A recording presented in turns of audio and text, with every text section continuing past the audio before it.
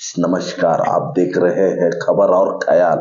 मैं हूं आपके साथ परशुराम लखवाले। आज की खबर सिर्फ बड़ी नहीं है, ऐतिहासिक है।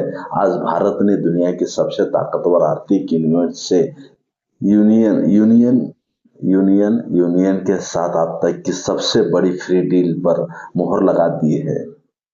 प्रधानमंत्री नरेंद्र मोदी इसे नाम दिया है मदर ऑफ डील्स, यानी सभी डील्स की माँ। और दिलचस्प संयोग देखिए, आज तारीख 27 और भारत ने यूनियन के 27 देशों के साथ ये ऐतिहासिक समझौता किया है। ये डील क्यों इतनी बड़ी, आप जरा समझते हैं कि इतनी बड़ी क्यों मानी जा रही है। यूरोपियन यूनियन दुनिया के सबसे बड़ी इंडस्ट्री ब्लॉक्स में से एक, 45 करोड़ से ज्यादा आबादी, ट्रिलियन डॉलर की अर्थव्यवस्था, और अब भारत के लिए यूरोप के दरवाजे पहले से कहीं ज्यादा खुल गए हैं। मंच पर कौन मौजूद था?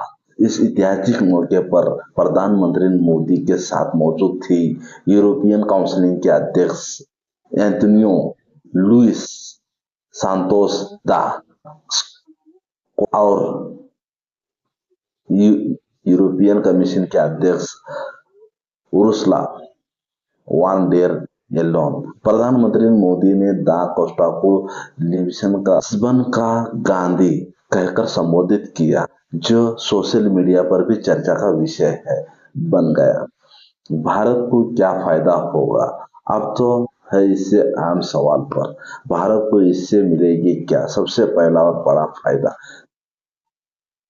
पहले बड़ा फायदा यूरोप कारें और प्रीमियम प्रोडक्ट्स पर भारत में टैरिफ घटेगा, यानी लग्जरी कारें सस्ती, इलेक्ट्रिकल व्हील्स की कीमत कम, नई टेक्नोलॉजी भारत आएगी। इससे भारतीय ऑटो सेक्टर में कंपटीशन, क्वालिटी बेहतर होगी और सीधा फायदा ग्राहक, उद्योग और राज का गणित। स्टील का असर सिर्फ कारों तक सीमित नहीं रहेगा।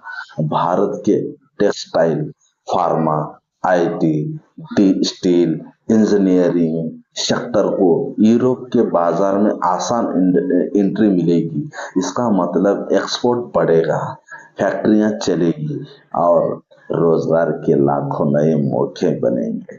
आम आदमी पर क्या असर? अब सवाल उठता, आम आदमी को इससे बेहतर क्वालिटी के प्रोडक्ट्स, कम कीमत, ज्यादा विकल्प और रोजगार के नए अवसर। यानी ये डील सिर्फ सरकार या कंपनियों के लिए नहीं, ये देश के हर नागरिक के लिए है। ग्लोबल पॉलिटिक्स में भारत की पोजीशन, ये डील एक और बड़ा संदेश देती है। भारत अब सिर्फ एक उभरती हुई अर्थव्यवस्था नहीं, बल्कि ग्लोबल ट्रेड पॉलिसी मेकर बन रहा है। जहां एक तरफ दुनिया में ट्रेड वार और टैरिफ की बातें हो रही है, वही भारत समझौते, सहयोग और साझेदारी के रास्ते आगे बढ़ रहा है। विपक्ष और हालांकि सवाल भी उठेंगे, क्या इससे घरेलू कंपनियां में पर दबाव पड़ेगा?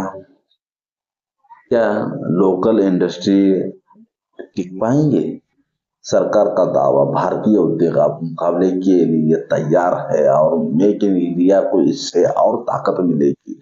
आखिर बात तो कुल मिलाकर भारत ईवी ट्रेड डील सिर्फ एक समझौता नहीं, बल्कि भारत की आर्थिक दिशा का संकेत है।